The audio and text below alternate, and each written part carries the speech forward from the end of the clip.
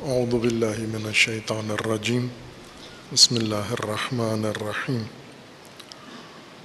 اللہم وفقنا لما تحب وترضى واجعل عاقبۃ امورنا خیرا ولا تکلنا الی انفسنا طرفۃ عین ابدا رب ادخلنی مدخل صدق واخرجنی مخرج صدق واجعل لی من لدنک سلطانا نصیرا۔ تبیین سورہ مبارکہ فاتحہ میں آیہ سوم الرحمن الرحیم۔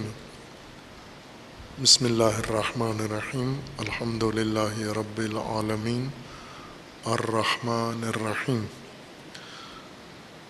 رحمان و رحیم دو صفات ہیں اللہ تعالیٰ کی اسماء حسنہ میں سے ہیں۔ بسم اللہ میں پہلے اس کی بنیادی تشریح و تبیین ہو گئی ہے۔ رحمت سے دونوں مشتق ہیں، مادہ ان کا رحم ہے، اور رحم لغتاً اور قرآنی اصطلاح میں اس عطا اور عطیہ کو کہتے ہیں جو بلا معاوضہ کسی ضرورت مند کسی شے کو عطا کیا جاتا ہے جس سے اس کی بنیادی حیاتی ضرورت پوری ہوتی ہو۔ اس عطا کو، اس شے کو بھی رحمت کہتے ہیں، اور یہ عمل، وہ شے عطا کرنا، دینا ضرورت مند کو، اس کی کمی کو اس عطا کے ذریعے سے پورا کرنا، یہ عمل بھی رحمت کہلاتا ہے۔ بسم اللہ الرحمن الرحیم میں اور قرآن کریم کی دیگر کئی آیات میں یہ اللہ کے لیے وصف ہے۔ بسم اللہ الرحمن الرحیم، اللہ رحمان اور اللہ رحیم ہے۔ اللہ حاکم معبود، وہ حاکم مطلق جس کا فرمان نافذ ہو، جس کی قدرت نافذ ہو اور جس کی اطاعت کی جا رہی ہو، جس کی اطاعت لازم ہو، وہ اللہ الہ ہے۔ اور یہ دونوں صفات الہ کے لیے اور اللہ کے لیے صفت ہیں، رحمت و رحمان و رحیم۔ اور مراد اس سے یہ ہے کہ الہ کی الوہیت و الہیت رحمانی ہے اور رحیمی ہے، یعنی طرز حکومت الہ کا، حاکم کا رحمانی ہے و رحیمی ہے۔ اور رحمت کا مطلب و معنی عطا ہے جس کے ذریعے کسی شے کی کمی اور ضرورت پوری ہوتی ہو۔ حاکمیت و الہیت رحمانی و رحیمی کا مطلب یہ ہے کہ حاکمیت الہی میں و حکومت الہی میں، طرز حکومت الہی یہ ہے کہ اس میں ہر ضرورت مند کی ضرورت رحمانی نظام میں پوری ہو رہی ہے اور پوری ہوگی، رحیمی طرز پر پوری ہر ضرورت اس موجود کی پوری ہوگی۔ دوبارہ اسی سورہ میں تیسری آیت میں پھر تکرار ہوتا ہے یہی مطلب الرحمن الرحیم، لیکن اس مرتبہ یہ وصف ہے رب کے لیے۔ الحمد للہ رب العالمین الرحمن الرحیم۔ ربوبیت عالمین کی اللہ کے لیے ہے، جس کی بنا پر حمد ہے، جس کی بنا پر تمام تعریفیں اس ذات الہ کے لیے، حاکم کے لیے ہیں، اور اس کی ربوبیت رحمانی و رحیمی ہے۔ ربوبیت نظام پرورش ہے حاکم کا، الہ کا پرورشی نظام ہے۔ جس طرح الہ خالق ہے اور مالک ہے، اسی طرح رب ہے۔ الہ خالق ہے، تمام کائنات کو وجود دینا، ہستی دینا، ذات عطا کرنا، یہ اسی الہ اور رب کا، خالق کا فعل ہے۔ اور ایجاد کرنے کے بعد تمام مخلوق کو پرورش دینا، اپنے مقررہ اور متعلقہ کمال تک پہنچانا، یہ ربوبیت ہے اسی الہ کی، اسی ذات کی ربوبیت ہے۔ جس طرح اس کی حاکمیت رحمانی ہے اور رحیمی ہے، حکومت اس کا طرز رحمت کی بنیاد پر ہے، اسی طرح اس کی ربوبیت کا انداز اور طرز بھی رحمانی و رحیمی ہے۔ رحمان و رحیم اور رحمت کے دیگر مشتقات کی تفسیر جو ترجموں میں اور تفاسیر میں کی گئی ہے، اس میں رحمت کا اصل معنی مراد لینے کے بجائے معنی کا لازمہ مد نظر رکھا گیا ہے، اور ہر جگہ رحمان و رحیم اور رحمت کا ترجمہ مہربانی، نرم دلی، نرمی اور رقت کیا گیا ہے۔ اللہ رحمان و رحیم ہے، رب رحمان و رحیم ہے، یعنی نہایت رحم والا مہربان ہے، مہر ورز ہے، مہر اپنی مخلوق پر پہنچاتا ہے، اور نرم ہے۔ یہ رحمان سخت نہیں ہے، تند نہیں ہے، شدید نہیں ہے، بلکہ نرم ہے، یہ نرم خو ہے۔ رحمت کا معنی نرمی نہیں ہے، نرمی لازمہ ہے اس کا، اور وہ بھی انسان میں۔ انسان جب کسی ضرورت مند کو دیکھتا ہے، حاجت مند کو شدید حاجت میں مبتلا دیکھتا ہے، جب کسی فرد میں، انسان میں، چھوٹے بڑے میں کمی، بنیادی ضرورت کی کمی کا احساس کرتا ہے، اس احساس کے نتیجے میں انسان کے اندر ایک تأثر قائم ہوتا ہے، انفعال پیدا ہوتا ہے، اور وہ انفعال رقت نام رکھتا ہے۔ یعنی انسان کے دل پر اس منظر کو دیکھنے کے نتیجے میں احساس، چونکہ انسان حساس موجود ہے، احساساتی ہے، ایک احساس نرمی یا احساس رقت پیدا ہوتا ہے، اور وہ نرمی انسان کے لیے محرک بنتی ہے، انسان کو اکساتی ہے تاکہ اس ضرورت مند کی ضرورت کو پورا کرے۔ یہ انسان میں اور مخلوق میں ایسے ہوتا ہے کہ ضرورت مند کو دیکھ کر انفعالی تأثر، احساس پیدا ہوتا ہے، وہ احساس انسان کو تحریک کرتا ہے، اور اس تحریک کے نتیجے میں انسان ضرورت مند کی ضرورت پوری کر دیتا ہے، اور اسے رحمت کہتے ہیں۔ یہ بھی رحمت ہی ہے، جس مخلوق کے ہاتھوں کسی کی ضرورت پوری ہوتی ہو، رب کے ہاتھوں کسی کی ضرورت پوری ہوتی ہو، خالق کے ذریعے کسی کی ضرورت پوری ہوتی ہو، تو وہ رحمت ہی کہلائے گی۔ لیکن نرمی ہمیشہ، دل کی نرمی یا رقت، اس میں ہمیشہ ماخوذ نہیں ہے، نہ ہی رحمت کے معنی میں نرمی ماخوذ ہے۔ رحمت عطا ہے، عطیہ ہے، وہ عطیہ جو کمی پوری کرے، اور اس کی شرط یہ ہے کہ معاوضہ نہ ہو اس کا، اس کے بدلے میں یہ عطا کرنے والا، یہ چیز دینے والا، ضرورت پوری کرنے والا، اس کے بدلے میں کوئی مادی یا معنوی صلہ اور معاوضہ وصول نہ کرتا ہو، اس کو رحمت کہتے ہیں۔ نرمی پیدا ہو یا نہ ہو، اور نرمی انسان میں چونکہ پیدا ہوتی ہے، اور انسانی افعال کی خاصیت یہ ہے، احساسات کے نتیجے میں انسان تحریک ہوتا ہے اور ارادہ کرتا ہے اور فعل انجام دیتا ہے۔ کچھ انسانی افعال ہیں جو دل کی شدت کے نتیجے میں پیدا ہوتے ہیں، جیسے غضب ہے، دل کے اندر غصہ پیدا ہوتا ہے، غضب پیدا ہوتا ہے، شدت آ جاتی ہے، اور یہ شدت انسان کو کسی عمل پر اکساتی ہے، کسی فعل پر اکساتی ہے۔ بعض اوقات رقت انسان کو تحریک کرتی ہے، کسی عمل پر اکساتی ہے۔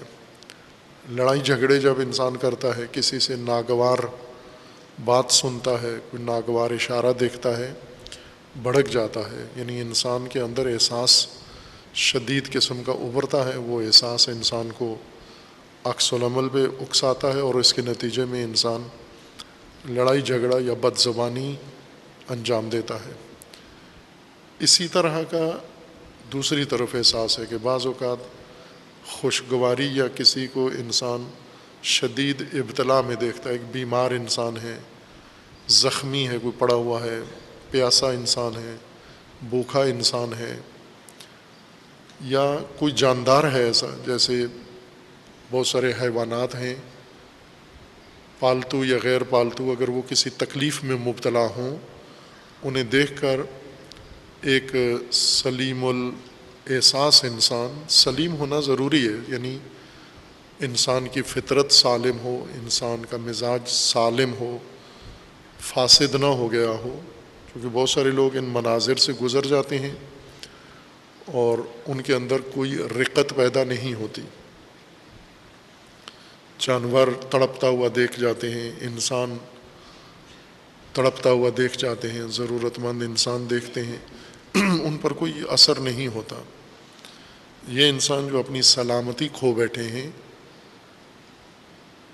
ان میں رحمت بھی پیدا نہیں ہوتی، یا بسا اوقات جیسے بے غیرت انسان ہیں، دیوس انسان ہیں، جن میں غیرت پیدا نہیں ہوتی اور شدید احساس بھی، ناگواری کے مقابلے میں کوئی احساس بھی پیدا نہیں ہوتا۔ لیکن جو سالم انسان ہے، سلامتی رکھتا ہے، اپنی نعمت سلامتی محفوظ ہے اس کے اندر یہ احساس پیدا ہونا ایک طبیعی بات ہے، اور احساس انسان کو اکساتے ہیں کسی کام پر۔ انسانوں میں چونکہ نرمی اس عمل کے ساتھ ہمیشہ نظر آتی ہے، یعنی ضرورت مند یا محتاج انسان یا محتاج جانور کو جب بھی انسان دیکھتا ہے تو نرمی پیدا ہوتی ہے، نرمی کے نتیجے میں اس کی کمی پوری کرتا ہے، لہٰذا رحمت یا اس عمل کو نرمی کے ساتھ ہمیشہ دیکھنے کی وجہ سے نرمی کو ہی معنی کے طور پر رکھ دیا گیا ہے۔ نہ مخلوق میں رحمت کا معنی نرمی ہے اور رقت، اور نہ ہی خالق میں ایک معنی ہے رحمت کا، وہ عطا بلا معاوضہ، جس کے ذریعے سے ضرورت مند کی ضرورت پوری ہوتی ہو۔ خالق اللہ تعالیٰ نے جہان ہستی کو خلق کیا ہے اور اس خلقت کی مختلف شکلیں بنائی ہیں، موجودات ایجاد کیے ہیں، خالقیت، اور اس خالقیت کے نتیجے میں جتنے موجودات مخلوقات وجود میں آئے ہیں، ان سب کو تکامل کے لیے، پرورش کے لیے بنیادی چیزوں کی ضرورت ہے، اور وہ بھی ہر آن ضروری ہے، ہر لمحہ ضروری ہے۔ یوں نہیں کہ ایک دفعہ یہ بنیادی چیزیں انہیں دے دی جائیں اور وہ اپنی ضرورت پوری کر کے پھر اسی کے مطابق تکامل اور پرورش پاتے رہیں۔ پرورش کا قانون یہ ہے کہ ہر آن اس کو پہلے مرحلے سے دوسرے مرحلے میں پہنچنا ہے۔ رشد اسی چیز کا نام ہے، نشو و نما اسی چیز کو کہتے ہیں نمو، کہ اگر ایک لحظہ پہلے ایک شے ایک حالت میں ہے، دوسرے لحظہ اس حالت میں نہ ہو، اس کو کہتے ہیں نامی ہے، یہ چیز نمو کر رہی ہے۔ پہلے لحظے میں جس حالت میں ہو دوسرے لحظے میں بھی اسی حالت میں ہو، یہ جامد ہے، نامی نہیں ہے، نمو نہیں ہے اس کے اندر۔ اس کی پرورش نہیں ہو رہی یا پرورش کی اس کو ضرورت نہیں ہے، حاجت نہیں ہے اس کو، بس نمو کے لیے ہر آن، رشد کے لیے ہر آن اس کو ضرورت پڑتی ہے، اور یہ ہر لمحہ اس کو ضرورت کی چیز فراہم کرنا، یہ ربوبیت بھی ہے، اور یہ ربوبیت رحمت کی صورت میں ہے، یعنی اس کا کوئی معاوضہ موجودات سے، مخلوقات سے وصول نہیں کیا جاتا۔ ہم بہت ساری ضروریات ایک دوسرے کی پوری کرتے ہیں، لیکن اس کا بدلے میں یا معنوی معاوضہ لیتے ہیں یا مادی معاوضہ لیتے ہیں۔ کتنے لوگ ہیں جو دوسروں کی ضرورتیں پوری کرتے ہیں، جواب میں تنخواہ لیتے ہیں۔ یہ رحمت نہیں ہے، یہ ایک تجارت ہے، لین دین ہے۔ ضرورت کی چیز آپ نے اس کو دی اور اس نے آپ کی ضرورت کی چیز آپ کو دے دی۔ ضرورت کی چیزوں کا تبادلہ رحمت نہیں ہے، یہ تجارت ہے۔ ضرورت کی شے یک طرفہ طور پر ایک ضرورت مند کو دوسرے کی جانب سے عطا ہو، یہ رحمت ہے، اور یہ ربوبیت خداوند تبارک و تعالیٰ ہے۔ ہر آن ہر مخلوق کو یہ عطا میسر آ رہی ہے، مل رہی ہے۔ جیسے مثال دی تھی، ایک عام مثال، عام فہم مثال، ہر آدمی جس کو سمجھ سکتا ہے۔ اس مثال کو سمجھنے کے لیے کسی تخصص کی ضرورت نہیں ہے۔ جیسے سانس لیتے ہیں ہم، یہ ہر آن ہماری ضرورت ہے۔ آکسیجن انسان کی حیات کے لیے ہر لمحے ضرورت ہے، اور یہ تنہا مادہ نہیں ہے جو انسان کی مادی زندگی کی بقا کے لیے چاہیے، رشد کے لیے چاہیے، پرورش کے لیے چاہیے۔ اس جیسی ہزاروں چیزیں و ہزارہا چیزیں اسی ترتیب کے ساتھ اور اسی نظم و نظام کے طور پر انسان کو بالواسطہ اور بلا واسطہ میسر آ رہی ہیں، اسباب کے ذریعے سے اور اپنے خاص وسائل کے توسط سے میسر آ رہی ہیں۔ جیسے حرارت ہے سورج کی طرف سے، انسان کو ہر آن میسر آ رہی ہے۔ روشنی ہر آن میسر آ رہی ہے۔ یہ عمومی چیزیں جو ہر مخلوق کی ضرورت ہیں اسے عطا ہو رہی ہیں۔ کچھ خاص ضرورتیں ہیں جو ایک موجود کی ہے، دوسرے کی نہیں ہے۔ ایک مخلوق اس شے کی محتاج ہے، دوسری مخلوق کسی اور چیز کی اس کے بدلے میں محتاج ہے، اس شے کی محتاج نہیں ہے۔ جیسے انسان ہے، اس کی ضرورتیں مختلف ہیں، بعض ضرورتیں دوسرے موجودات سے مختلف ہیں۔ کچھ ضرورتیں مشترک ہیں انسان کی اور غیر انسان کی، لیکن کچھ ضرورتیں انسان کی دوسرے موجودات سے علیحدہ ہیں۔ یہ جو الگ ضروریات ہیں انسان کی، یہ بھی انسان کو ہر آن ہر لمحہ اللہ تعالیٰ کی طرف سے عطا ہو رہی ہیں۔ یہ نظام ہے، نظام الوہیت، اللہ تعالیٰ کا حکومت و سلطنت الہی کا نظام ہے۔ اس سلطنت الہی میں ایک تربیتی شعبہ ہے جس کو ربوبیت کہتے ہیں، پرورشی شعبہ ہے جس کو ربوبیت کہتے ہیں، اور سلطنت الہیہ کے متعدد شعبے ہیں۔ جیسے تشبیہ دی تھی، مثال دی تھی کہ یہ اسماء حسنہ اور صفات الہیہ یہ وزارت خانے ہیں اللہ کی حکومت کے، وزارتیں ہیں۔ ان وزارتوں کے وزیر اللہ تعالیٰ کے اسماء حسنہ ہیں۔ ان وزارتوں کا نام صفات الہیہ ہے، اور تمام کائنات انہی کے تحت چل رہی ہے۔ یہ مدیر ہیں اور یہ مدبر کائنات ہیں۔ اس میں ایک اہم شعبہ تربیت و ربوبیت کا ہے، خصوصاً انسان کے لیے۔ باقی موجودات اس نظام خالقیت سے بھی وابستہ ہیں اور نظام الوہیت اللہ سے بھی مربوط ہیں۔ تمام کائنات، ایک مخلوق موجود ایسا نہیں ہے کائنات میں، شناختہ شدہ کائنات میں اور غیر منکشف کائنات میں، جو اللہ کی الوہیت اور الہیت، حکومت و سلطنت الہی و مملکت الہی سے منسلک نہ ہو، باہر ہو، اطاعت نہ کرتا ہو۔ انسان اس کائنات میں واحد مخلوق ہے جو ارادہ و اختیار رکھتا ہے اور کبھی معصیت کرتا ہے۔ اللہ کی سلطنت اور اللہ کی حکومت کہ وہ احکامات جو تشریعی ہیں، یعنی انسان کے ارادے کو ملحوظ رکھ کر انسان کے لیے مقرر کیے گئے ہیں، ان کی مخالفت کرتا ہے۔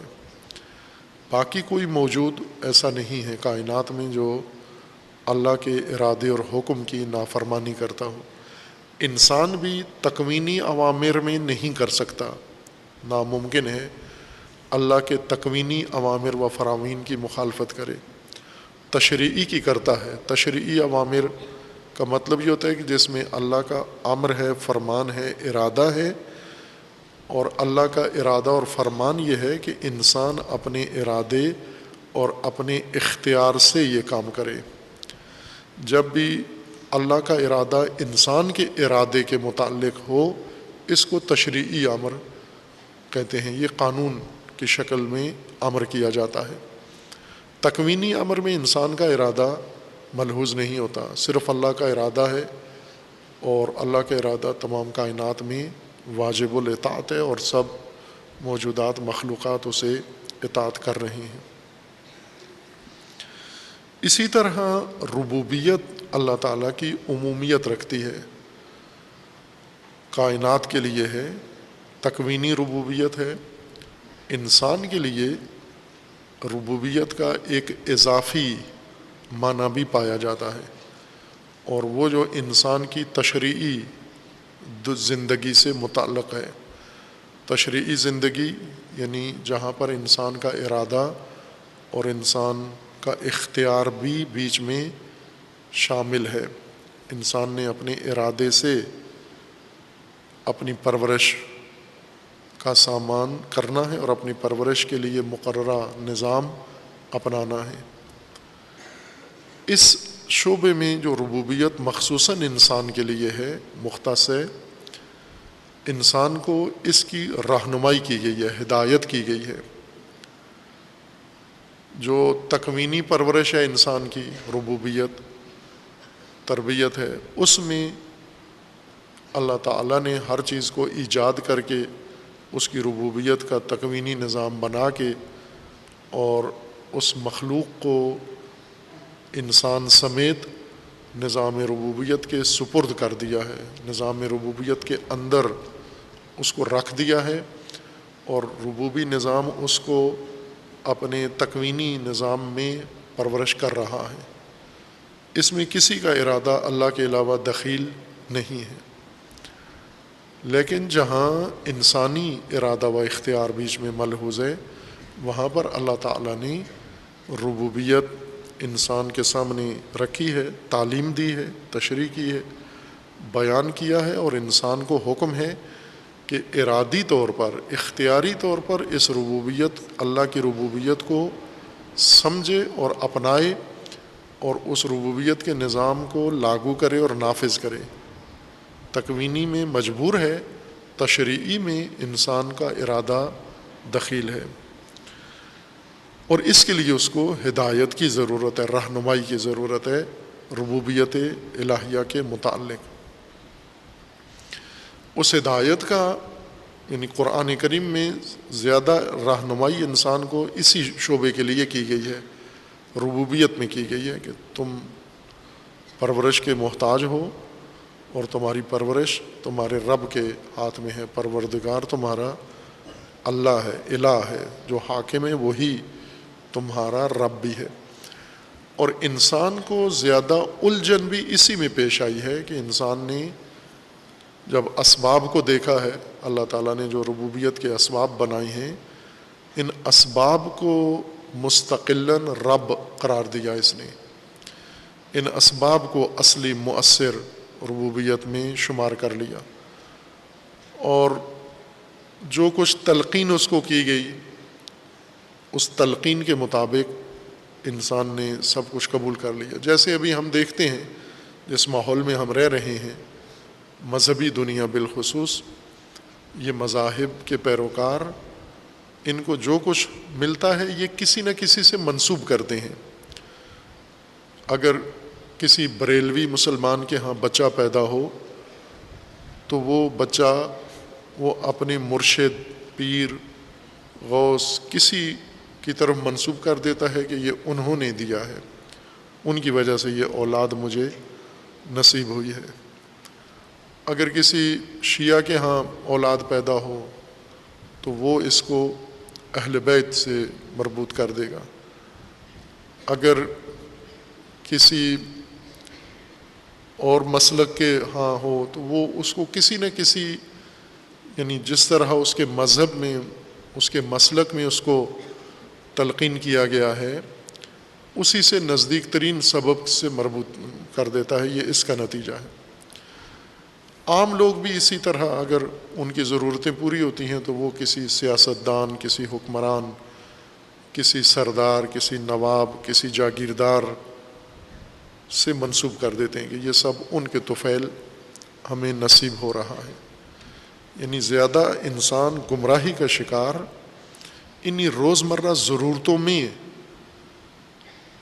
ہو جاتا ہے. روزمرہ ضرورتیں جو اس کی پرورش کے لیے، جو اس کی اجتماعی ضرورتیں اور انفرادی ضرورتیں ہیں، انہی میں گمراہی کا شکار ہوتا ہے.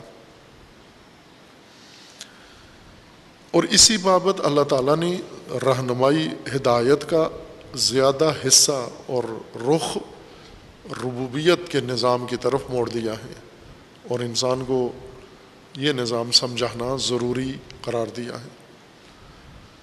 یہ جاری ہے. ظاہر ہے اسی ایک آیت کے اندر ربوبیت کا ذکر نہیں ہے. آخر قرآن تک ہم اگر دیکھیں تو اللہ کی الوہیت کے ساتھ ساتھ کثرت سے جس حقیقت کا ذکر ہے وہ ربوبیت حق تعالی ہے.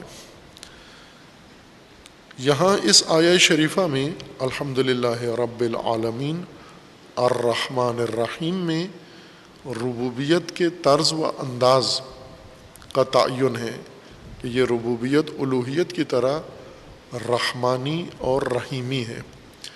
اور ہم چونکہ قرآن سے زیادہ ترجموں سے زیادہ مانوس ہیں، یعنی اللہ کے کلام سے زیادہ ہم بہتر آشنا مترجمین کے کلام سے زیادہ، مفسرین کے کلام سے زیادہ انس ہے ہمارا اللہ کے کلام سے، چونکہ اس واسطے سے ہم اللہ تعالیٰ کا کلام سمجھتے ہیں.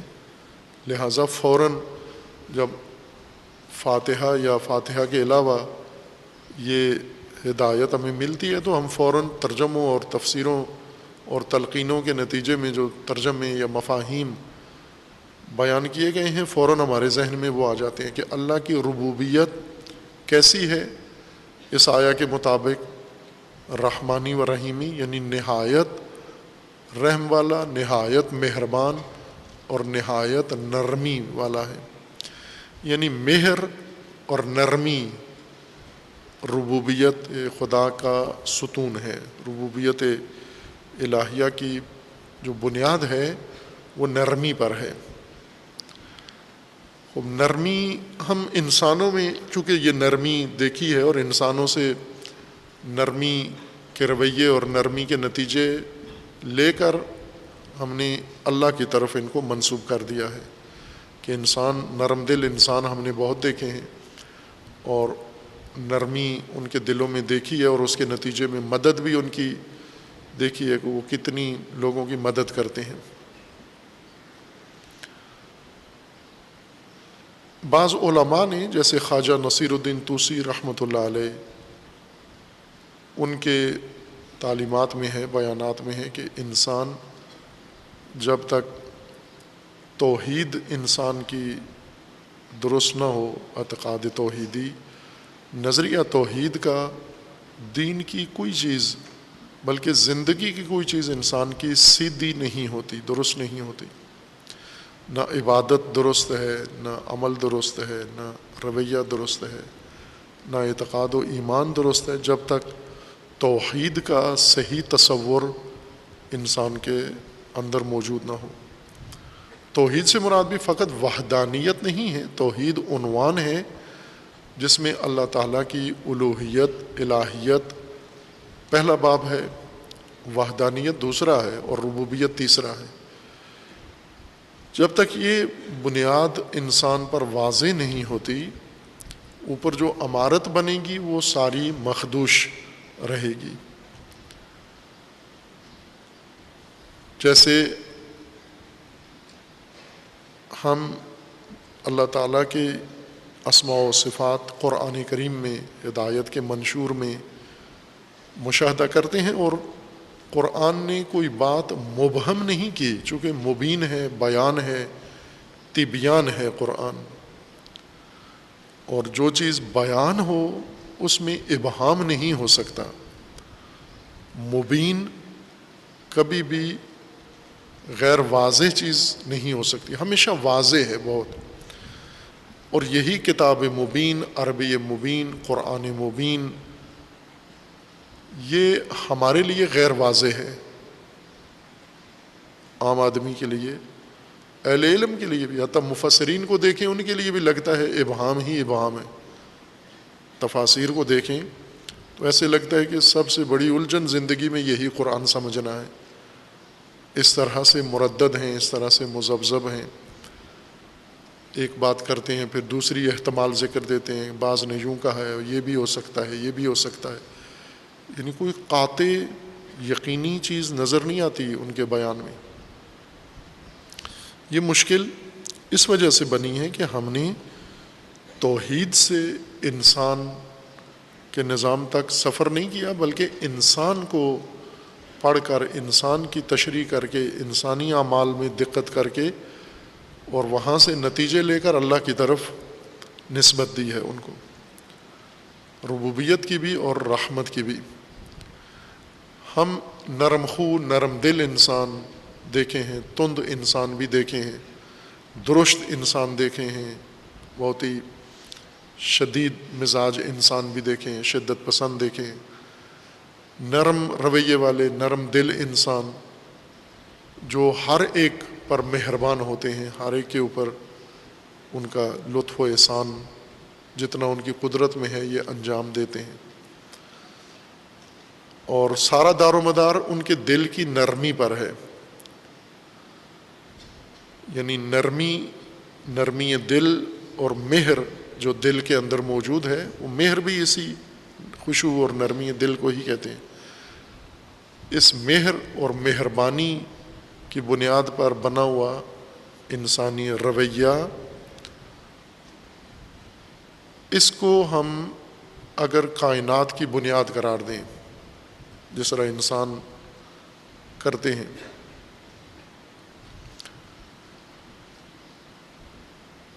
تو یہ محض ایک اتفاقی امر ہو جائے گا، یہ نظام نہیں ہے۔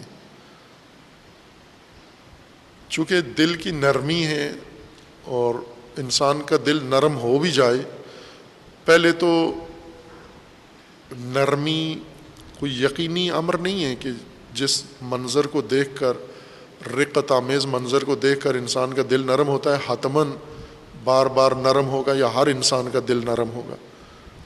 کچھ لوگوں کا دل نرم ہو جاتا ہے، کچھ کا نہیں ہوتا، کچھ کے دل سخت ہوتے ہیں، قساوت ہوتی ہے، شقاوت ہوتی ہے دل میں۔ جیسے ہم دیکھتے ہیں ابھی صبح و شام، ابھی کل ہی یا آج سزا سنائی گئی ہے سیالکوٹ میں، جنہوں نے سری لنکن مینیجر کو بے دردی سے قتل کیا، جن لوگوں نے، عدالت نے، ابتدائی عدالت نے سخت سزا سنائی ہے۔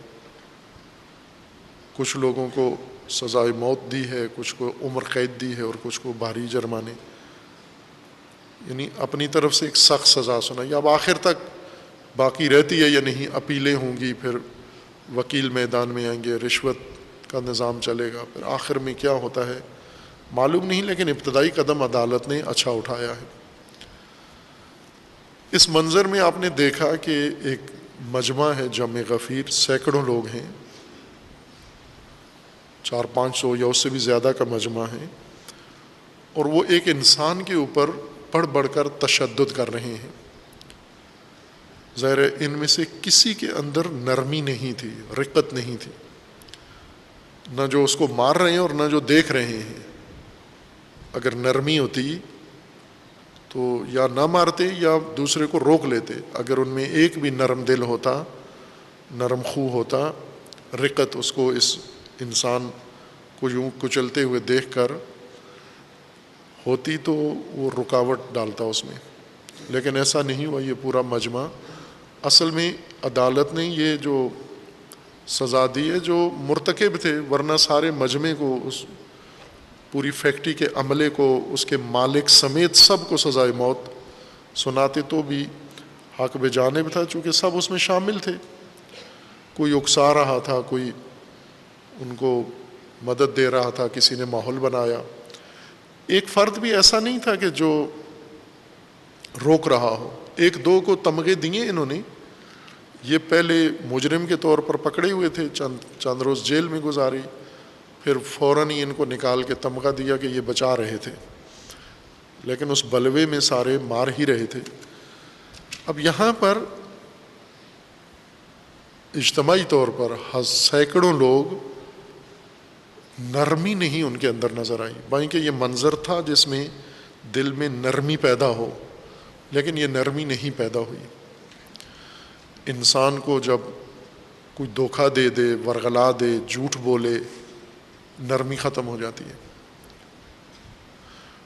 یہاں نرمی بالکل دیکھنے کو ملی ہی نہیں. سارے انسان کہلاتے تھے, لیکن انسانی خصلت جو رقت ہے, قابل رحم, منظر دیکھ کر وہاں پر ترحم پیدا ہونا, یہ نہیں ہوا اس مجمع کے اندر.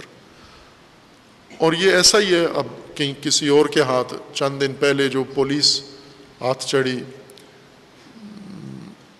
بلوائیوں کے ہاتھ میں انہوں نے پولیس کے چتھیڑے اڑا دیے, یا کہیں بھی کوئی انہیں منظر لگتا ہے تو چھوٹے چھوٹے بچوں کو پکڑ کے بے رحمی سے قتل بھی کرتے ہیں, ان کے ساتھ زیادتی بھی کرتے ہیں.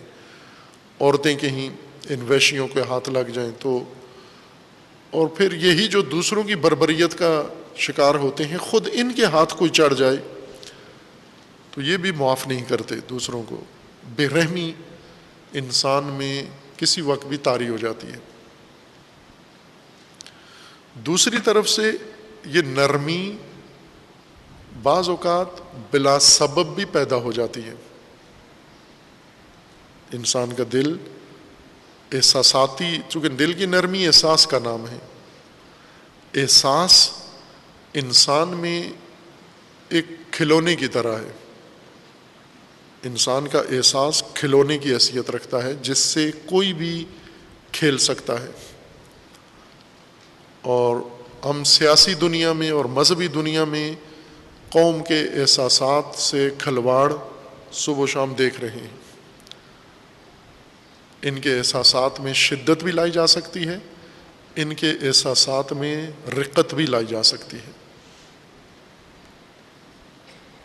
دل کے رقیق ہونے کے لیے کہ ضروری نہیں کوئی حقیقی منظر ہو جسے دیکھ کر انسان نرم دل ہو جائے, رونا شروع کر دے, بلکہ محض ایک ڈرامہ بھی انسان کے دل کو رقیق کر دیتا ہے. ڈرامے عموماً ٹریجڈی ڈرامے بنائے جاتے ہیں جن میں دکھیا مضمون, سٹوری, اس ڈرامے کی کہانی دکھیا ہوتی ہے. کہانی ہے, فرضی ہے, ہوا نہیں ہے ایسے. ڈرامے میں ایکٹنگ ہو رہی ہے اور ڈرامہ دیکھنے والے رو رہے ہوتے ہیں. فلمیں دو قسم کی فلمیں ہوتی ہیں, شاد خوشحال مضمون والی کامیڈی فلمیں, مزاحیہ ہنسانے والی فلمیں, اور رلانے والی فلمیں جن کے اندر کہانی دکھیا قسم کی ہوتی ہے. ان فلموں پہ لوگ زار و قطار روتے ہیں, رو پڑتے ہیں ان فلموں کو دیکھ کر. اور فلم دیکھنے والے کو بھی پتہ ہے کہ یہ فلم ہے, یہ واقعہ نہیں ہو رہا ہے, ایکٹنگ ہو رہی ہے. اور یہ کثرت سے ہو رہا ہے. اور یہاں پر انسان کا احساس رقت قلبی محض ایک کہانی, فرضی بات پر بھی انسان کے اندر رقت پیدا ہو جاتی ہے. اور اسی طرح جھوٹ سے انسان کے اندر رقت پیدا کی جا سکتی ہے. جھوٹ سے ایک مولانا صاحب کے بقول کے وفات پا گئے ہیں, اللہ تعالیٰ رحمت کرے انہیں.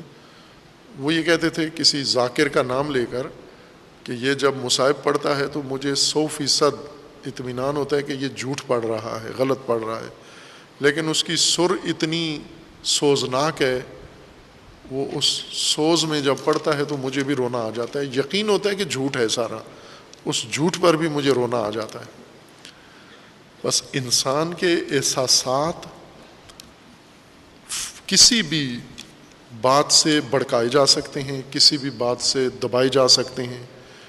ابھی سیاستدان پاکستان کے جس طرح احساسات سے کھیلتے ہیں، جھوٹ کی بنیاد پر، دھوکہ، فریب، اور یہ تاریخ بھر میں ہوتا رہا ہے۔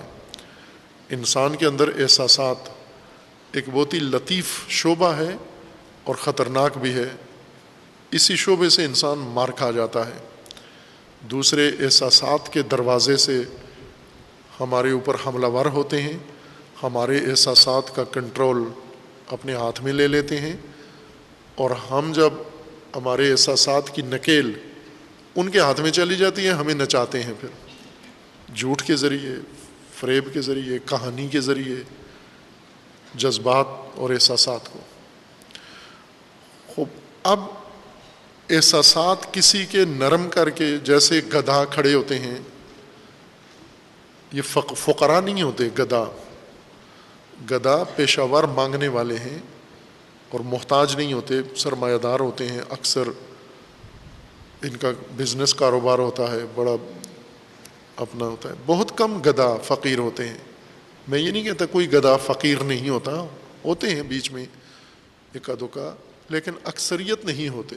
یہ جو چوک چوراہے میں کھڑے ہوئے گاڑیوں سے پلوں پہ مانگ رہے ہوتے ہیں بیٹھتے ہوئے، اپنی جسمانی اعضاء کو بنایا ہوتا ہے، خاص رقت آمیز بنایا ہوتا ہے، اور آسانی سے لوگوں کو دھوکہ دیتے ہیں، یعنی ان کے دل نرم کر لیتے ہیں اور نرمی سے ان سے چند پیسے وصول کر لیتے ہیں۔ اگر ہم یہ کہیں کہ ایک نظام صرف مہربانی اور نرمی کی بنیاد پر قائم کیا جائے، نرمی اور مہربانی ایک احساس ہے، اور اس احساس کی بنیاد پر اگر کوئی چیز قائم کر دی جائے، وہ کتنی دیر پا ہے، کتنی ضمانت ہے اس کے چلنے کی۔ یہ اس وقت تک ہو سکتا ہے کہ اگر یہ احساس وجود میں آیا تو لوگ اس احساس سے متاثر ہو کر یہ کام کریں گے۔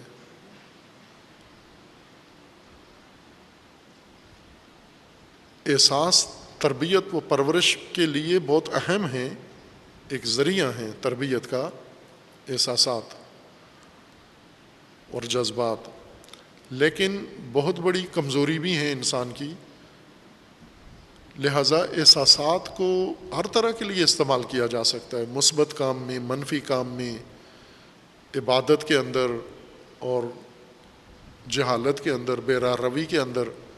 احساسات کو آپ کسی جگہ بھی بھڑکا سکتے ہیں، آپ سلا بھی سکتے ہیں۔ رحمت کا مطلب، اگر ہم نرمی کریں، مہربانی اور نرمی، تو اس کا مطلب یہ ہے کہ اللہ تعالیٰ نے اس ساری کائنات کو خلق کیا ہے، اور خلق کرنے کے بعد اس کائنات کے لیے جو نظام بنایا ہے وہ محض مہربانی کے اوپر منحصر قرار دیا ہے، کہ سب کچھ مہربانی کے ذریعے ہوگا، مہر و مہربانی اس کا نظام ہے۔ مہر و مہربانی چونکہ نرمی ہے، دل کی نرمی یا احساس کی نرمی ہے، بعض اوقات مہربانی شامل حال ہو جاتی ہے کسی ایسے شخص کے بارے میں جو استحقاق نہیں رکھتا،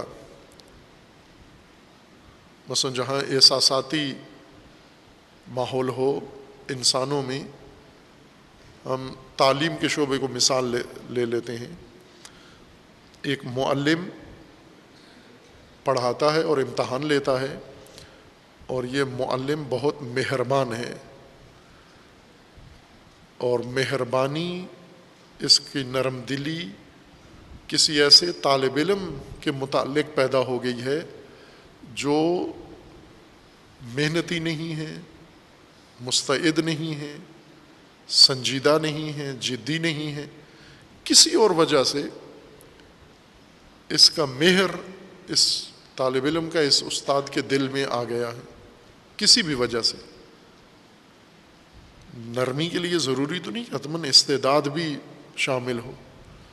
ایک بہت ہی مستعد طالب علم ہے، لیکن یہ مستعد طالب علم استاد کے مہر کو حاصل نہیں کر سکا، متاثر نہیں کر سکا، استاد کی مہربانی اپنی طرف متوجہ نہیں کر سکا. اس کے بجائے ایک نالائق طالب علم یہ استاد کے مہر کو اپنی طرف کھینچ لیتا ہے.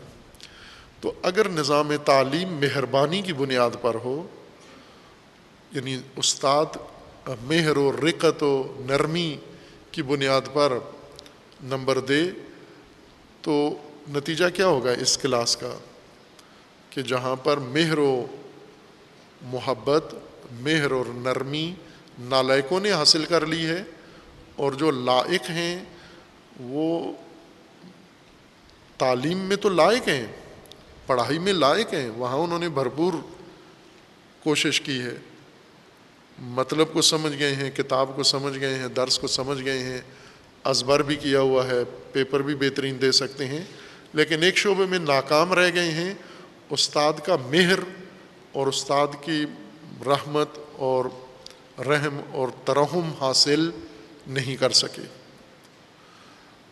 اور اگر ہم یہ کہیں کہ رحمت اس نرم دلی سے نمبر دینے کا نام رحمت ہے، تو نرم دلی کے تحت لائق کو تو نہیں ملیں گے، چونکہ اس کے متعلق استاد کے دل میں نرمی ہی پیدا نہیں ہوئی، نرمی نالائق کے بارے میں پیدا ہوئی ہے. اور اگر نمبر نرمی کے تحت دینے ہیں، رحمت نرمی کا نام ہے، تو رحمت کے نمبر تو سارے اس نالائق کو ملنے چاہیے، چونکہ رحم اس پر آ گیا ہے. نرمی کے ذریعے سے اگر تمام تعلیمی نمبر تقسیم کرنے ہیں تو اس میں ضروری نہیں کہ جو مستحق ہے اس کو بھی ملے، جو لائق ہے اس کو بھی ملے. عموماً امتحانوں کے دنوں میں کوشش کرتے ہیں طلاب، شاگردان، خصوصاً جو فیصلہ کن ایک مرحلے کے امتحان ہوتے ہیں، جیسے بورڈ کے امتحان ہیں جن میں ارتقاء ہوتی ہے، کلاس میں دوسری کلاس میں جانا ہے، وہاں پر وہ استادوں کا مہر اور ترحم حاصل کرنے کی کوشش کرتے ہیں. اور بعض استاد متاثر ہو کے ترحم ان میں پیدا بھی ہو جاتا ہے، فیل ہوتے طالب علم کو ترحم کے چند نمبر دے کے پاس کر دیتے ہیں، یا دوسری پوزیشن پہ آئے ہوئے نمبر کو ترحم کے ذریعے پہلے نمبر پہ کر دیتے ہیں. تو ظاہر ہے یہ تو ناانصافی ہے. اگر آپ نے خالصتاً عطا کو مربوط کر دینا ہے ترحم کے ساتھ، نرم دلی کے ساتھ اور مہر کے ساتھ جوڑ دینا ہے، تو مہر کا کوئی پیمانہ تو نہیں ہے، نرمی کہیں بھی پیدا ہو سکتی ہے، کسی حالت پر بھی نرمی پیدا ہو سکتی ہے. اگر یہ نرمی آ گئی اور آگے استحقاق نہ ہوا تو نرمی کا پیمانہ تو پورا ہے، معیار مکمل ہے، لہٰذا نرمی کے تحت یہ نظام دے دیا جائے گا، یہ کام کر دیا جائے گا. یا مثلاً ہم ملکی معیشتی نظام کو دیکھیں. آج اس وقت پاکستان کے یہ سابقہ وزیر اعظم سری لنکا گئے تھے 1-2 سال پہلے، اور بہت خوش آئے تھے. وہیں پر انہوں نے بیان دیا تھا کہ سری لنکا کے صدر نے مجھے مہنگائی کنٹرول کرنے کا نسخہ اور کوڈ سمجھا دیا ہے. پھر واپس آ گئے، اور وہ شاید بھول آئے وہیں پر، چونکہ ملک میں آ کر انہوں نے اسے استعمال نہیں کیا، اور اچھا کیا نہیں کیا، چونکہ سری لنکا ابھی معیشتی لحاظ سے مہنگائی کے ہاتھوں مکمل دیوالیہ ہو گیا ہے، اعلان کر دیا ہے. یہ واحد ریاست ہے آج اتنے 200 ممالک کے اندر کے جس نے اعلان کیا ہے کہ یہ فقیر ہو گیا ہے، دیوالیہ ہو گیا ہے، اپنے خرچے پورے نہیں کر سکتا، اپنے قرضے نہیں اتار سکتا. سری لنکا میں یہ کام ہوا ہے.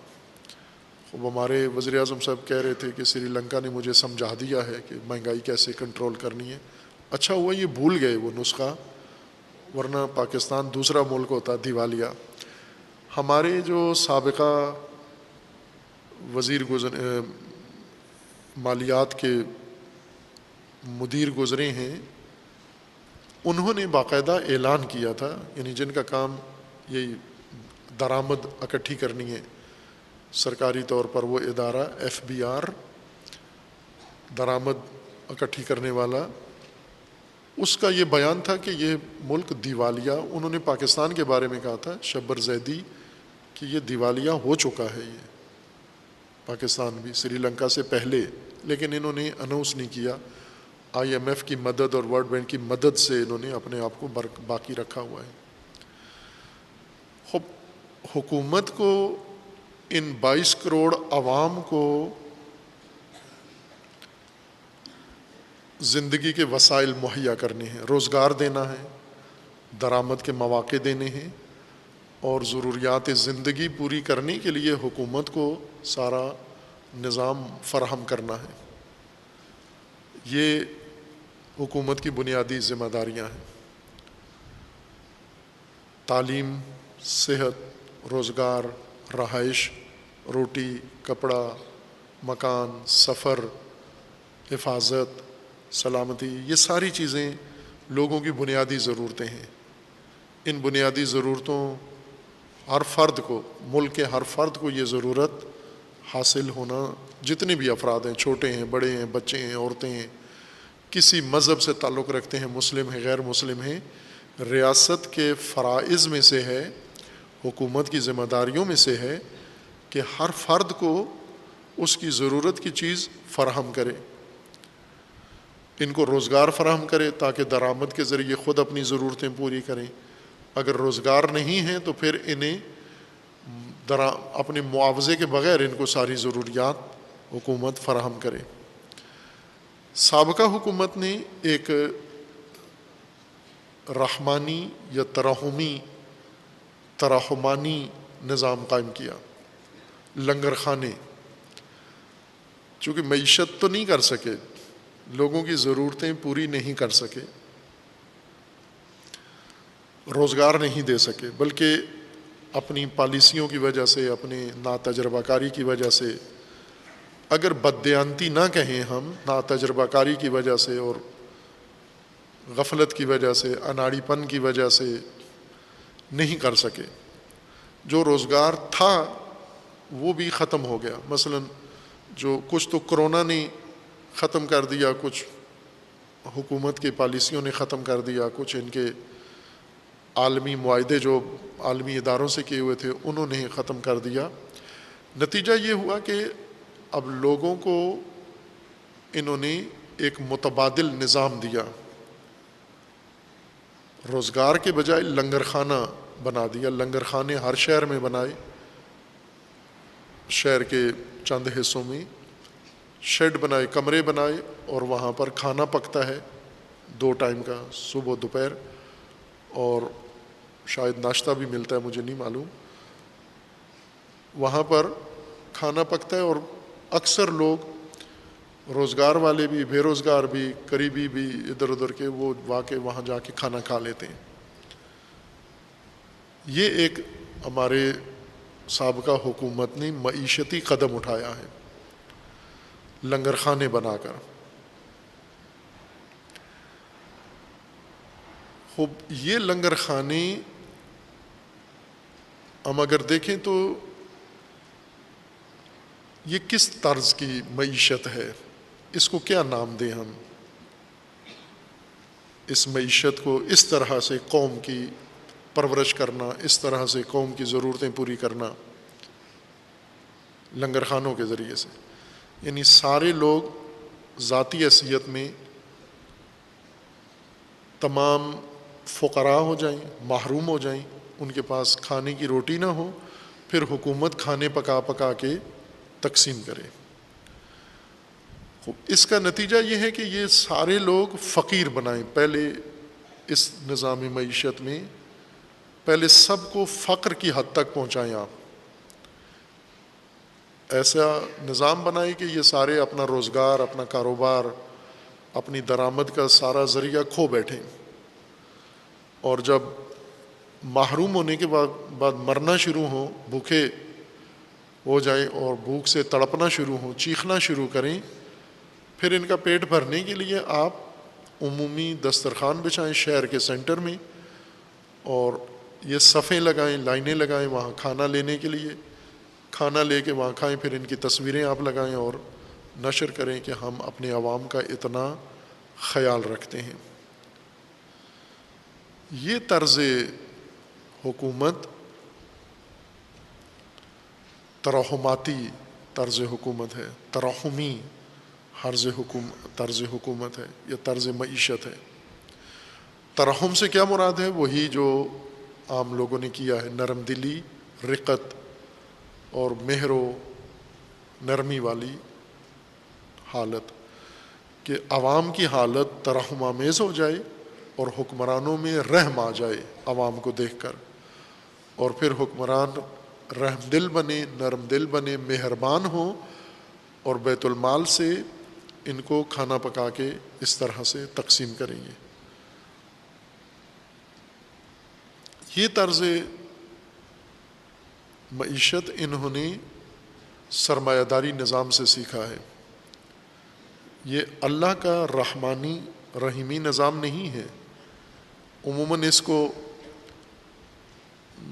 بلکہ وزیر اعظم نے آخری دنوں میں، ایک تو سابقہ وزیر اعظم نے نعرہ لگایا تھا کہ پاکستان کو ریاست مدینہ بنائیں گے، اسلامی مملکت، اور دوسرا رحمت للعالمین کمیٹی بھی بنائی، رحمت للعالمین۔ وزیر اعظم صاحب رحمت للعالمین تلفظ نہیں کر سکتے تھے، یہ لفظ زبان سے ادا نہیں نکلتا تھا ان میں، لیکن انہوں نے بنا دی یہی کمیٹی جو نہیں تلفظ ہو سکتا تھا ان سے، رحمت للعالمین۔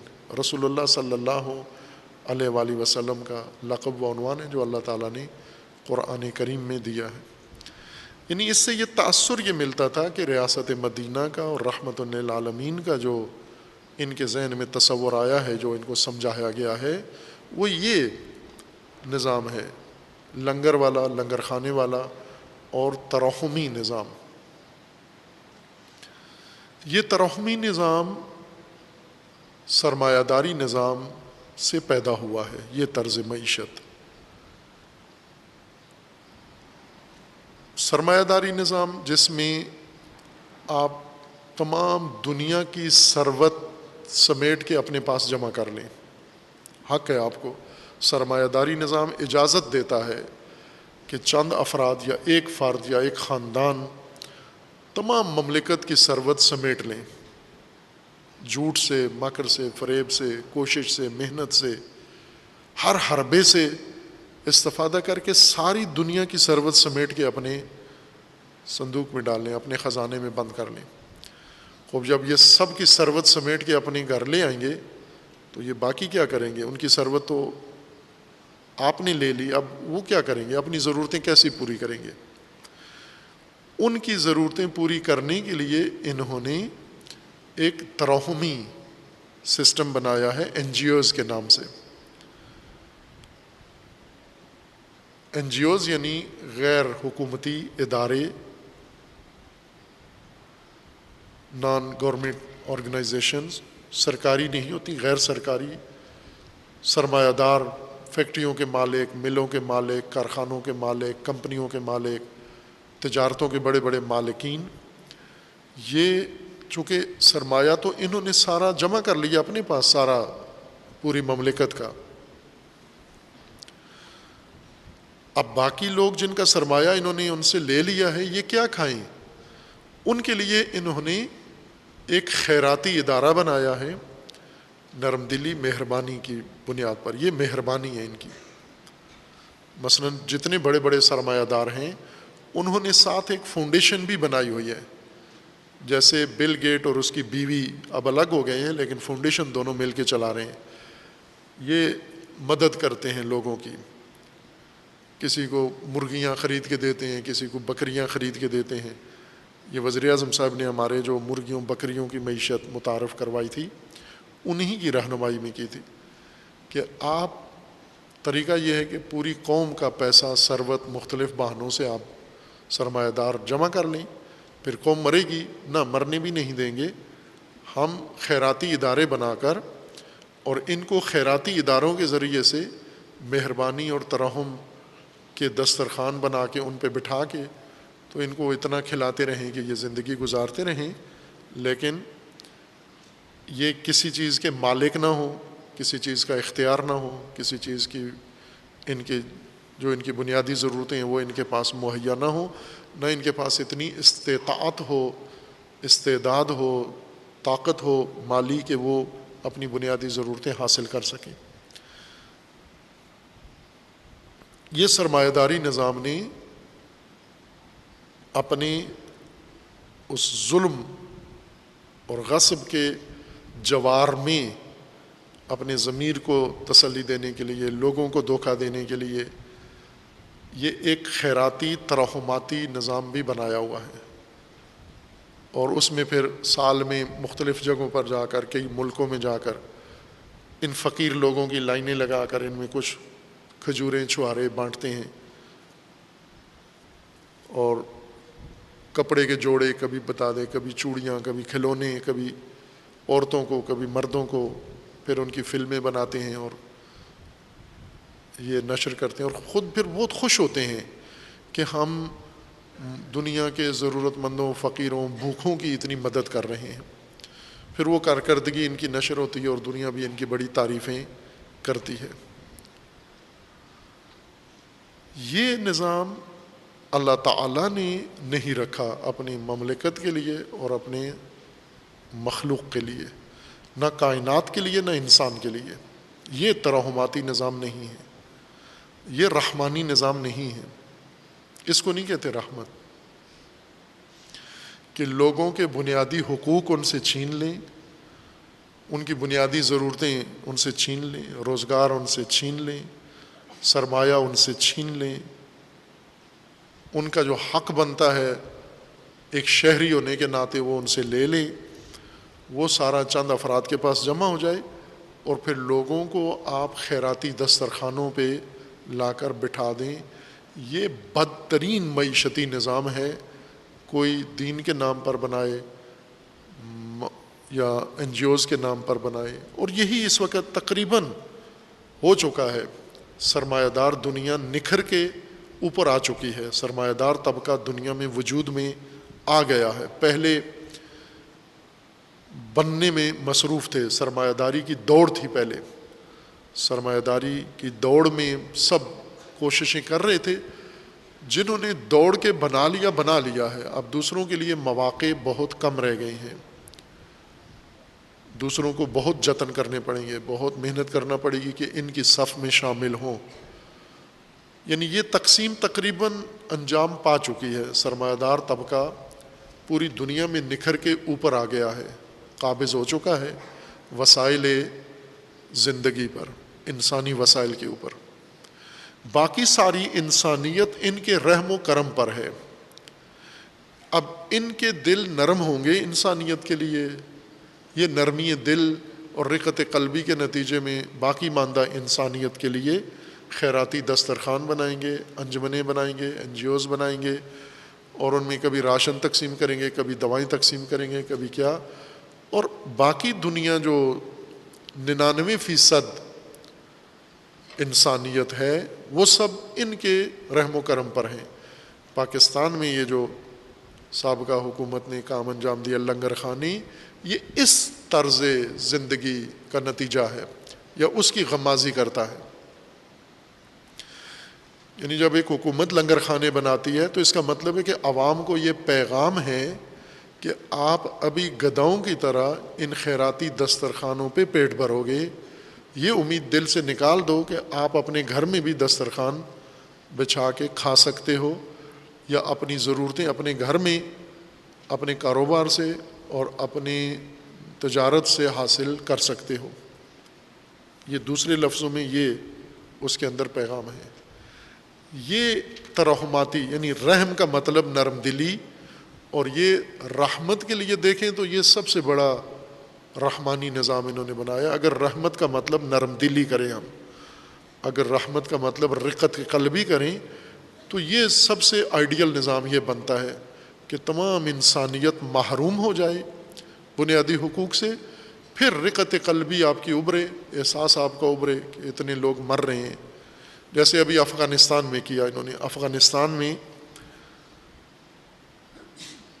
وہاں مداخلت کر کے اور ملک ایک جنگجو طبقے کے حوالے کر دیا ہے، اور عوام سے باقی تمام میدان، معیشت کا میدان، سیاست کا میدان، تعلیم کا میدان، کاروبار کا میدان چھین لیا ہے، اور ان کو بالکل نہتا کر کے، بھوکھا کر کے اب ان کے لیے گدائی شروع ہو گئی ہے کہ افغانی مرنے والے ہیں، ان کے لیے راشن بھیجیں. لہٰذا ٹرک بھر بھر کے کبھی سعودی عرب سے چھوارے آ رہے ہوتے ہیں، کبھی امارات سے کھجوریں آ رہی ہیں، کبھی انڈیا سے ان کے لیے پاپڑ آ رہے ہیں، کبھی ان سے چائنا کے لیے ان کے لیے بسکٹ آ رہے ہیں. یہ اب ان کا مدد شروع کر دیا. افغانستان کی یہ امداد ہے. اور کتنے نرم دل لوگ ہیں، دیکھیں یہ مسلمان ملک کی، یہ غیر مسلم ملک اتنی مدد کر رہے ہیں، یہ عرب شیخ اتنی مدد کر رہے ہیں، تحسین بھی ہوتی ہے ان کے لیے. یہ فاسد ترین نظام ہے. یہ معنی رحمت کا یہ کیا آپ نے، نرم دلی اور رقت، اور نرم دلی اور رقت کے مناظر تو ایجاد کرو تاکہ انسان کا دل نرم ہو. اگر رقت آمیز مناظر ہی نہ ہوئے تو رقت قلبی کب پیدا ہوگی؟ اگر محتاج اور مسکین اور یہ فقیر لوگ ہی نہ ہوئے تو دل نرم کس کا ہوگا؟ تو پہلے دل نرم کرنے کے لیے تو انسانیت کو اس درجے تک پہنچاؤ کہ تاکہ امیروں کے دل نرم ہوں، سرمایہ داروں کے دل نرم ہوں. اللہ کا رحمانی نظام یہ نہیں ہے.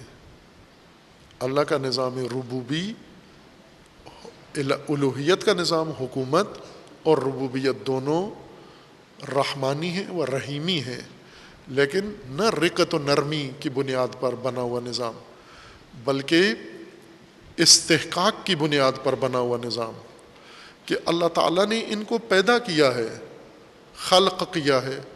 کس طرح خلق کیا ہے؟ استعداد دے کر خلق کیا ہے، صلاحیت دے کر. کمال دے کر خلق نہیں کیا، استعداد دے کر خلق کیا ہے. کمال حاصل کرنے کے لیے پیدا کیا ہے، انسان بنا کر پیدا نہیں کیا، انسان بننے کے لیے پیدا کیا ہے.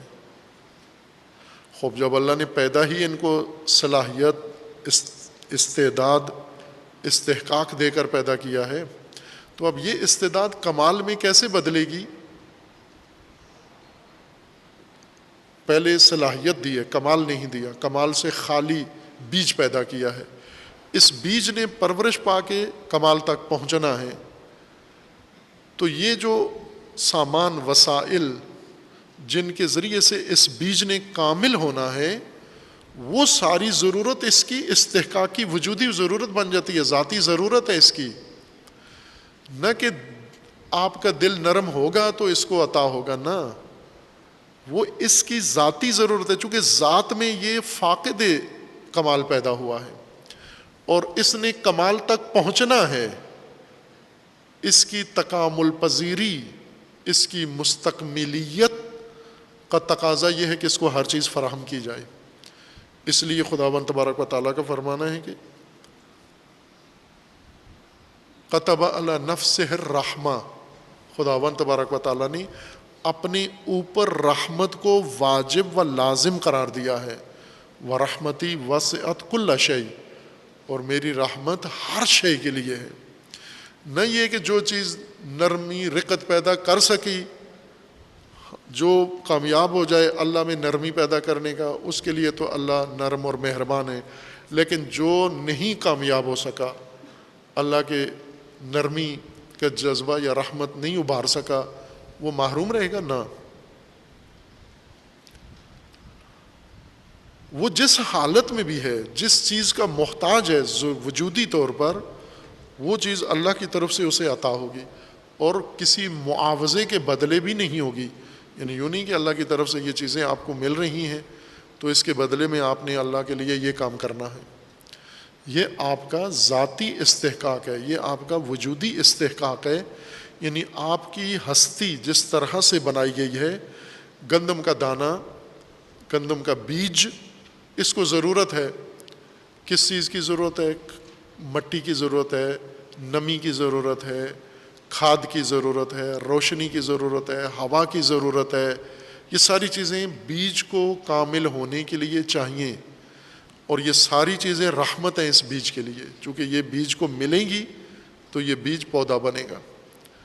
نہ کہ یہ بیج اگر مہربانی اور مہر پیدا کرنے میں کامیاب ہوا، نرمی اور رقت ایجاد کرنے میں کامیاب ہوا، تو پھر تو اس کو یہ ساری چیزیں مل جائیں گی. لیکن جو بیج یہ تڑپ پیدا نہیں کر سکا، اپنی حالت ایسی نہیں بنا سکا کہ رقت پیدا ہی نہیں ہوئی خالق میں، رب میں، نہ، رب کائنات رقت کے احساس سے مبرہ ہے، منزہ ہے.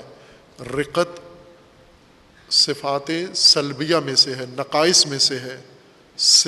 رقت کمالات نہیں ہے. انسان اگر رقیق القلب ہو تو ہم سمجھتے ہیں بہت اچھا انسان ہے، لیکن رقت ایک نقص ہے، تأثر ہے، انفعال ہے، ایک کمی ہے فاعل کے اندر جو رقت کی صورت میں نمایاں ہوتی ہے. اللہ کی ذات میں یہ انفعالات نہیں ہیں، تأثرات نہیں ہیں.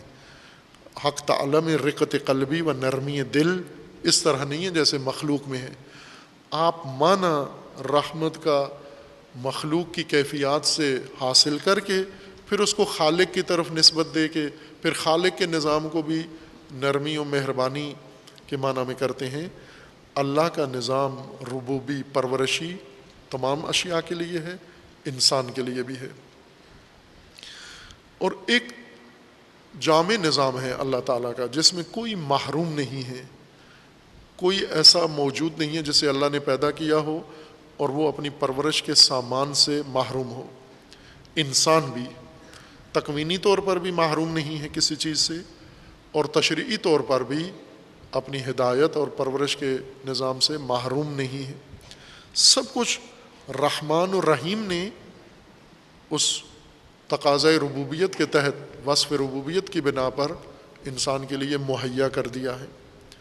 لیکن انسان کا جو تشریعی نظام ہے پرورش کا، اس میں انسان نے اس نظام ربوبی میں خود شامل ہونا ہے، اس کا حصہ بننا ہے اور اس کو اپنانا ہے. تکوینی طور پر تو نہیں ہے. جیسا تکوینی طور پر انسان رشد کرتا ہے، انسان کے جسم میں خون بنتا ہے، انسان کے جسم میں غذا جاتی ہے، یہ غذا اس کے جسم کا حصہ بنتی ہے. یہ ایک حکم خدا ہے، اس نظام خدا ہے اور انجام پا رہا ہے خودکار طریقے سے. انسان کا عمل دخل اس میں بہت کم ہے. لیکن باقی جو انسان کی پرورش کے وسائل ہیں جو اللہ نے مہیا کیے ہیں لیکن انسان نے ان کو حاصل کرنا ہے، ان تک پہنچنا ہے، یہ خود انسان نے بڑھ کر حاصل کرنا ہے. یہاں پر اللہ کی رحمت یہ ہے کہ خداوند تبارک و تعالیٰ نے وہ سب کچھ مہیا کر دیا ہے. ضرورت کی ہر چیز رحمت ہے. چونکہ بلا معاوضہ ہے، بلا عوض ہے، اس وجہ سے یہ رحمت ہے. یہ نہ اس وجہ سے کہ اللہ کی رقت باعث بنی ہے کہ آپ کی حالت خدا سے دیکھی نہیں جا رہی، اس وجہ سے خدا نے یہ سب کچھ پیدا کیا. نہ، اس وجہ سے نہ کہ وہ آپ کے حالت دیکھ کر خدا بہت منفعل ہے، اللہ کی ذات معاذ اللہ متاثر ہے، بڑا شدید ناگوار گزر رہا ہے اللہ تعالیٰ کو آپ کی کیفیات دیکھ کر، اور پھر اللہ کی نرمی کا سمندر طوفان میں آتا ہے، موج میں آتا ہے اور یہ ساری رحمتیں خداوند تبارک و تعالیٰ عطا کر دیتا ہے. نہ، اس وجہ سے کہ وہ خالق ہے آپ کا، اس نے خلقت کی ہے. خلقت کس طرح سے کی ہے؟ استعدادیں پیدا کی ہیں. اب اگر تو کامل پیدا کرتا تو شاید آگے پرورش کی ضرورت نہ ہوتی، چونکہ ہر چیز کامل پیدا کی ہے. استعدادیں پیدا کی ہیں تو یہ استعدادیں پرورش مانگتی ہیں. ان کی پرورش کے لیے اب اللہ رب ہے، پروردگار ہے، پرورش دہندہ ہے. پرورش کیسے دے گا؟ رحمت و رحیمیت کے ذریعے دے گا. یعنی ان کی جتنی ضرورتیں ہیں وہ ساری کی ساری بلا عوض، بلا معاوضہ ان کو اللہ تعالیٰ نے عطا کرنی ہے. وہ دو طرح کی ہیں. تکوینی ان کو خودکار طریقے سے ملتی رہیں گی، تشریعی کے لیے ان کو اپنا شعور، اختیار اور ارادہ استعمال کرنا پڑے گا، اس کو انہیں سمجھنا ہوگا اور اس تک پہنچنا ہوگا۔ یہ اللہ تعالیٰ کا نظام ربوبی ہے، رحمانی و رحیمی۔ رحمانی و رحیمی کو ہم یہ نہ سمجھیں کہ اللہ تعالیٰ نے کائنات کو این جی اوز کی طرح چلانا ہے کہ پہلے ساری مخلوق خدا مظلوم و محروم ہو، پیاسی ہو، بھوکی ہو اور بے روزگار ہو، ضروریات زندگی کی محتاج ہو، پھر اللہ کو ان پر رحم آئے، پھر رحم کرتے ہوئے ان کے پیٹ بھر دے خدا۔ یہ نہیں ہے رحمانیت خدا۔ رحمانیت اللہ یہ ہے کہ جو ہی ان کو پیدا کیا ہے ان کو مستکمل پیدا کیا ہے، کمال پذیر پیدا کیا ہے، اور ان کی پیدا کرنے کے بعد ان کے پرورش کے تمام وسائل خدا نے مہیا کر دیے ہیں ان کے لیے، ان کی کمی دور کرنے کے لیے، ان کا نقص دور کرنے کے لیے ہر چیز اللہ تعالیٰ نے فراہم کر دی ہے۔ اس میں ایک حصہ ان کو اللہ کے ارادے سے نصیب ہوتا ہے، دوسرا حصہ ان کے ارادے سے اور ان کی کوشش سے اور ان کے شعور سے ان کو نصیب ہوگا۔ اور یہ سب کچھ جو اللہ نے عطا کیا ہے، یہ ضرورت کی ہر چیز بلا عوض بلا معاوضہ ہے، اس لیے یہ پرورش کا رحمانی و رحیمی نظام ہے۔ اور یہی انسان نے بھی لاگو کرنا ہے، الہی ربوبی نظام انسان نے، چونکہ انسان اللہ کی حکومت قائم کرنے کے لیے زمین پہ آیا ہے، اللہ کی حاکمیت نافذ کرنے کے لیے آیا ہے، نہ کہ خود اللہ کے مقابلے میں اپنا نظام بنا کے نافذ کرے اور اللہ سے دعا مانگے۔ اللہ نے جو نظام بنایا ہے وہی انسان نے لاگو کرنا ہے، یعنی جو ربوبی نظام اللہ نے قائم کیا ہے وہ جو انسان کے ارادے اور اختیار سے مربوط ہے، اس کو انسان نے زمین پر نافذ کرنا ہے۔ اللہ کی ربوبی رحمانی و رحیمی حکومت کو، یہ حکومت الہی اور یہ دولت اسلامی بنتی ہے، دولت کریمہ، کہ جس میں ہر انسان اپنی معنوی و مادی ضرورت اپنے پاس مہیا رکھتا ہے، لیکن یوں نہیں کہ اسے سب کچھ یہ بغیر کوشش کے ملے گا۔ لیس للانسان الا ما سعی، انسان ارادہ و اختیار جو لے کر آیا ہے، یعنی بہت ساری ان چیزوں تک انسان کو خود پہنچنا ہوگا، فراہم کر دیے، مہیا کر دیے، لیکن حصول کے لیے انسان کو تگ و دو کرنی ہوگی۔ اور یہ اللہ تعالیٰ کا فرمان ہے اس سورہ مبارکہ فاتحہ میں، الحمد للہ رب العالمین۔ وہ رب العالمین کون ہے؟ الرحمن الرحیم، جو رحمان ہے اور رحیم ہے۔ رحمان و رحیم میں پہلے فرق بیان کیا ہے۔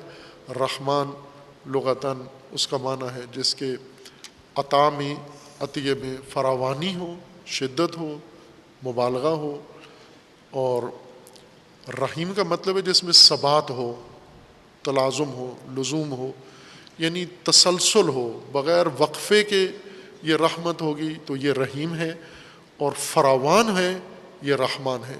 تو یہ فراوان رحمت اور دائمی رحمت و لازمی و ثابت رحمت، یہ اللہ تعالیٰ کی ربوبیت کا انداز ہے جو انسان کے لیے اللہ نے مقرر کیا ہے۔ آگے آیات دیگر ہیں مالک یوم الدین الی آخر، انہیں بعد میں بیان کریں گے۔ وصلی اللہ علی محمد و آلہ الطیبین الطاہرین۔